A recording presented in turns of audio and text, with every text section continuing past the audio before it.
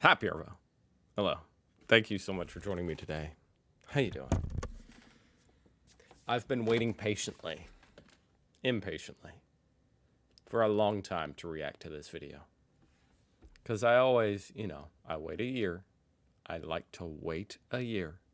And I basically saw this video get uploaded on the day. And it's now been a year. Okay. Why every map has this tiny Australian town. And it's just, this is the thumbnail. Interestingly, this was his last video. This channel, man, go check him out. Ticket to Know, okay? Check out his channel. Got all sorts of interesting Australia videos. This was the last one, and it really stuck out to me. I wonder why he stopped uploading after this one. I mean, it's got a lot of views. He needs to come back, petition for Ticket to Know to come back. Anyway, I'm kind of curious before I've just been wondering, what the hell is this small town? Okay, I just need to know. What even is the small town? I don't even know what he's talking about. I wonder if I can, if I look up a map of Australia. What is the small town? Let me see. Is it Alice Springs?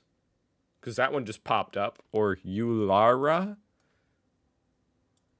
I mean, this is a very vaguely, pretty vague circle. Then again, there's not that much going on in Australia. Well, Alice Springs is going on right there. Is that going to be the one? Well, why is it? If that's even the one, then why is it? I need to know. I got my ticket to know right here, okay? So I'm ready to know. There's an interesting phenomenon that you can easily test out on any labeled map. And for some reason, I've been thinking about it a lot recently. And that is the reverse Baltimore phenomenon. You gotta love nerds, man. I mean, I'm a pretty nerdy guy. He just said he's been thinking about the reverse Baltimore phenomenon for a long time. You gotta appreciate that. You got people out here thinking about methamphetamine. And then you've got people thinking about the reverse Baltimore phenomenon. I prefer to be friends with this. This is cool. First, the Baltimore phenomenon is where prominent places get left off a map because there isn't enough space to label them. Oh, because they're like next to another more prominent place? I'll show you what I mean. This is Baltimore in the US. It's the largest city in the state of Maryland and has a population of over 500,000 people in the city and 2.8 million people, including the surrounding metropolitan area. But just next door is the capital of the United States, Washington, D.C. So if it's kind of it's unfair. We zoom in on a map of the area, we can see them sitting happily side by side. But when we zoom out, which of the two do you think is going to be labeled? Of course, it's the capital city. You can see that unbelievable. As we zoom the map unbelievable out, the labels on the map, the actual word that's... Okay. So is he about to tell me that the reason Alice Springs is on here is because there isn't shit anywhere near it? It's the opposite effect. Says Washington needs to be big enough to... Not to spoil the whole video, but I assume read. that's so what... it covers more land and the Baltimore label gets left off. Washington is a capital and also a bit bigger than Baltimore, but there are other examples of the Baltimore effect around the globe as well. Here's Guangzhou in China. Over 14.2 million people live in its urban area. And right down the road is Hong Kong, home to 7.4 million people. If we zoom out again, we can see another great example of the Baltimore effect, with Guangzhou's label being jettisoned in favor of Hong Kong's. This phenomenon is called cartographic generalization. And I thought it was called the Baltimore effect. Now we got two things to remember. Cartographic generalization. And it's actually the reverse of this. I've actually been thinking a lot about cartographic generalization myself. Phenomenon that I've been thinking a lot about recently, but I'll get to that in just a moment. Generalization happens when you go from a large scale to a small scale map. In other words, from zoomed in to zoomed out. It wouldn't make sense to try and label every tiny village and river and hill on a small scale map, because then it would be unreadable and unusable. So that would be an interesting map, though, to be honest. That's got to be out there, huh?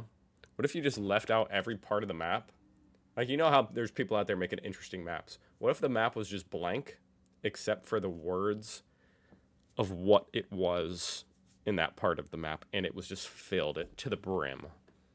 People who design physical maps and That'd be a good map. the algorithms for digital ones have to decide which labels to lose when going from zoomed in to zoomed out. And usually they decide to keep the most significant labels.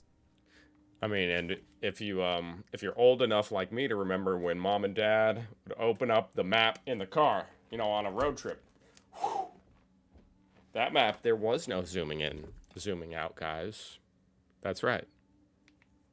There was no pinch to zoom on a paper map. They just had to fit whatever they could on the big piece of paper, and that was that.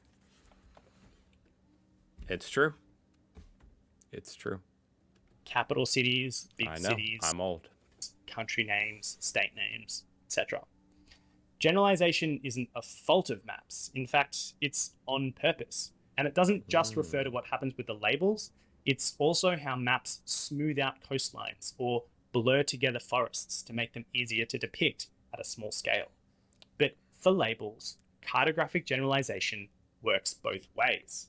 Sometimes an area is densely populated, so there are some large cities that get left off the map, and sometimes an area is so sparsely populated that small towns get labeled.